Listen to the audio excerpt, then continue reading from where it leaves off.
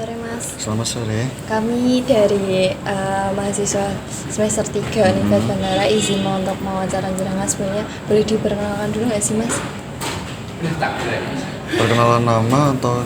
Boleh, Oh, namanya iya. dulu. Oke, sebelumnya selamat sore juga. Perkenalkan saya Vicky.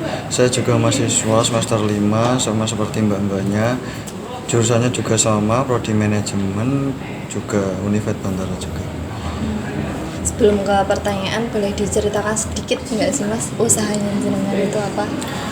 Oke, usaha saya peternakan ayam. Nah, peternakan ayam ini awalnya sebenarnya bukan usaha, tapi lebih ke cuma peliharaan dari kakek dan nenek saya, almarhum dan almarhumah kakek dan nenek saya.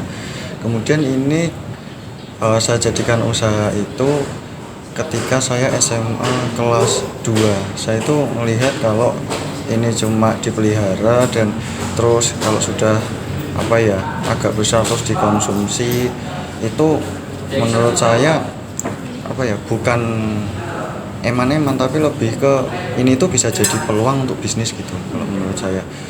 Terus saya bilang ke orang tua sama kakek nenek, ini kalau semisal saya ikut bantu ngerawat sama ternak, terus nantinya saya coba jual pelan-pelan itu gimana. Terus awalnya itu ada kayak penolakan. Saya disuruh, kowe iki sekolah sik wae, gak usah gagas duit, gak usah gagas jenenge usaha dan lain sebagainya. Tapi dari situ saya tetap ngeyel. Terus akhirnya saya membuktikan pelan-pelan, terus akhirnya ya udah orang tua percaya dan alhamdulillah bisa berjalan sampai sekarang gitu sih. Kalau untuk peternaknya sendiri udah berapa ekor ayam Mas? Kalau awal-awal itu masih sedikit, itu cuma cuma puluhan, 20 atau berapa. Itu saya kelas 2 SMA, itu tahun berapa ya, 2017 kalau nggak 2018, itu saya kelas 2 SMA. Dan kemudian untuk sampai saat ini udah 400 sampai 500 ekor mungkin. Tapi masih pengen berusaha gimana caranya biar bisa bertambah lagi sih.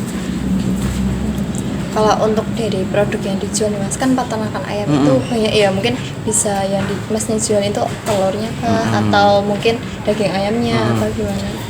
Oke, kalau ayam sendiri itu kan terbagi jadi beberapa ya. Ada ada ayam petelur, ada ayam pedaging, ada ayam Jawa, terus ada ayam Bangkok. Nah, kalau dari saya sendiri itu lebih ke ayam Jawanya. Jadi karena memang dari bibitnya itu adanya juga ayam Jawa, dan dulu tuh sempet nyoba di komoditas ayam Bangkok. Ayam Bangkok itu udah hampir 40-an, hampir 50 ekor kan. Tapi ternyata kena penyakit flu itu, terus mati semua, saya rugi banyak. Terus yang bertahan tinggal ya udah ayam Jawa, terus tak lanjutin sampai sekarang itu sih. Kemudian sebelum Mas membuka usaha ini tuh apa visi misinya? Mungkin keinginan dan rencana kedepannya itu seperti apa? Oke, kalau keinginan saya itu biar hal potensial ini atau ternak ayam ini tuh nggak cuma sebagai peliharaan atau dikonsumsi sendiri saja, tapi bisa untuk paribasannya memutar uang gitu loh, memutar perekonomian, menambah uang jajan saya sendiri, terus ya bantu orang tua. Itu keinginan awal. Terus untuk rencana awal saya itu gimana caranya ini berjalan dulu stabil pelan-pelan, terus sampai sekarang alhamdulillah bisa lumayan stabil atau bisa dikatakan sudah stabil. Terus untuk rencana kedepannya itu yaitu tadi menambah komoditas, terus mungkin membuka lahan yang lebih luas gitu sih. Kemudian waktu itu bagaimana cara Mas melihat peluang usaha ini akan diminati oleh pembeli? Oke, kalau awalnya ini berarti tentang bagaimana cara memasarkannya ya, kurang lebih. Nah, kalau untuk memasarkannya awalnya itu saya jual ke pasar, Mbak. Saya jual ke pasar, itu saya ngalahi jual ke pasar. Itu saya benar-benar kalau dibilang malu atau isin ya awalnya ya malu.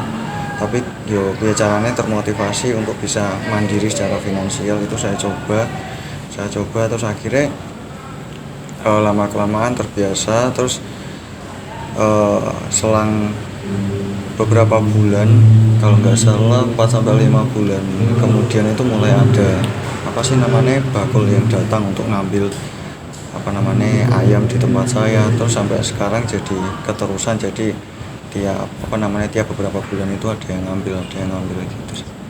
Kalau boleh tahu nggak sih mas, kayak awal-awal nih baru melanjutkan dari kakek neneknya, itu gimana sih melihat peluang usaha ini pasti bakalan bisa berjalan, bakalan bisa berhasil, itu gimana? Oke.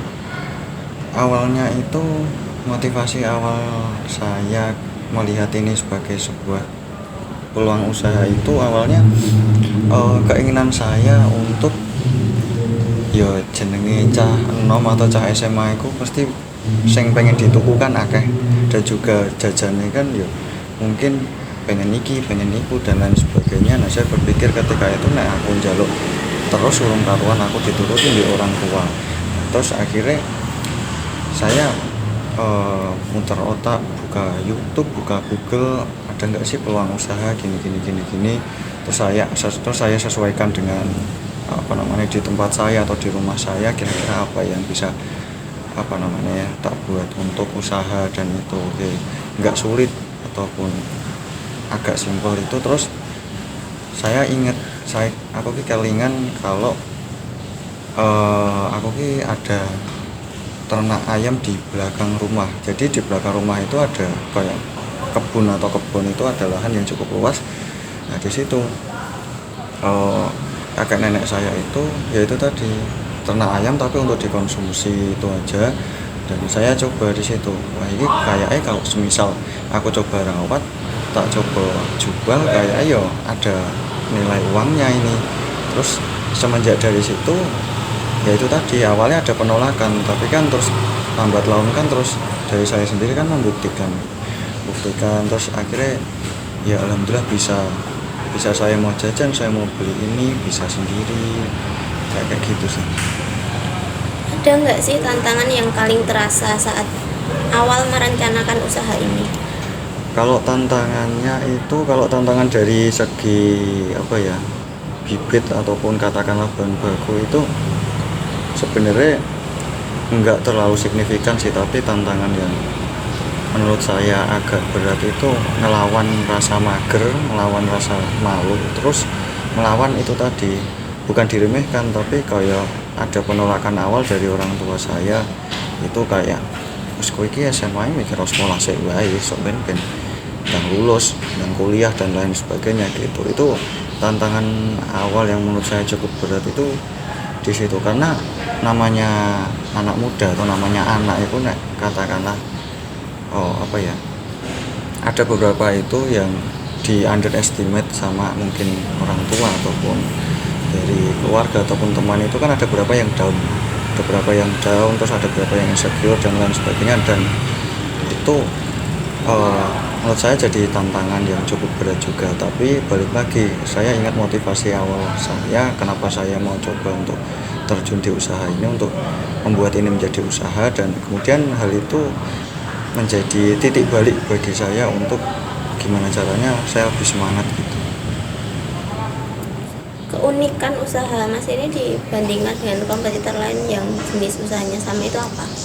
Kalau keunikan sendiri itu relatif nggak ada sih yang namanya dudulan ayam atau bakulan ayam, tapi yang saya notice adalah di dekat-dekat saya, di tetangga desa itu kebanyakan itu ayamnya kalau nggak ayam petelur ya ayam pedaging. Nah kalau saya sendiri kan di komoditas atau di sektor ayam Jawa atau ayam kampung lah gitu. Untuk tempat usaha, adakah alasan khusus memilih tempat usaha itu? Kalau alasan khususnya nggak ada, karena kebetulan saya ngelihat potensi, terus jelas juga ada lahannya. Itu aja sih. Mau tanya mas, ini kan masnya kan juga mahasiswa nih, aktif juga di organisasi, terus ada pekerjaan yang lain juga. Gimana sih bagi waktunya buat biar usaha ini tuh nggak terbengkalai, masih tetap berjalan sebagaimana mestinya gitu? Oke, kalau untuk peternakan ayam ini sendiri, kalau kan dulu mulainya SMA ya. SMA itu saya masih sering pulang ke rumah. Dalam artian kalau sekarang atau pas kuliah kan ngekos, jarang di rumah. Nah dulu itu masih saya yang mungkin ngerawat, ngasih makan tiap pagi dan juga siang mungkin, terus giring untuk dimasukkan ke kandang dan lain sebagainya.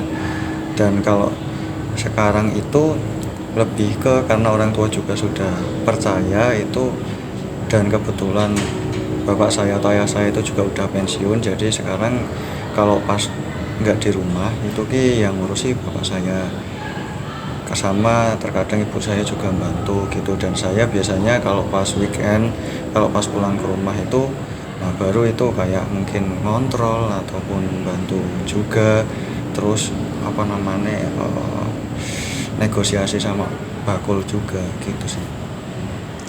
Boleh dikasih tips nggak sih Mas, mungkin buat yang nonton nanti kayak gimana sih kayak tipsnya biar anak muda itu berani memulai usaha, berani memulai dari nol, atau mungkin meneruskan dari usaha orang tuanya atau Oke, baik.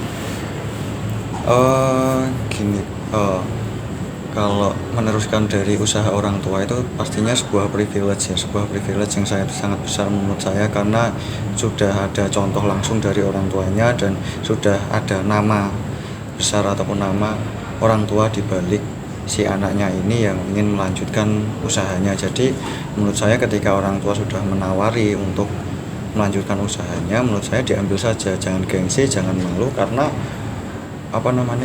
pekerjaan itu nggak harus PNS, pekerjaan itu nggak harus polisi, TNI, mohon maaf sebut merek, karena menurut saya pengusaha-pengusaha muda itu juga bisa sukses dari hal-hal kecil, dari potensi-potensi kecil yang ditemukan gitu. Dan berikutnya, banyak anak muda sekarang itu yang isin atau malu jadi peternak ataupun jadi petani muda, padahal kalau itu ditekuni itu hasilnya dari segi profitnya itu bisa banyak nih, benar-benar banyak. Itu saya akui, itu kalau mau benar-benar menekuni di situ tuh banyak, apalagi anak muda tersebut pintar secara relasi ataupun networking. Nah ketika potensi sudah ada, networking sudah ada, dan tidak malu untuk menjadi petani atau peternak, nah ini kombinasi yang menurut saya ini sangat-sangat bagus gitu, sangat-sangat bagus, sangat-sangat hebat kalau semisal ada di dalam diri seorang anak muda gitu. Karena sekarang itu juga sedang ini kalau saya melihat dari tetangga desa saya ataupun dari orang-orang di sekitar tempat kuliah saya di Sukoharjo.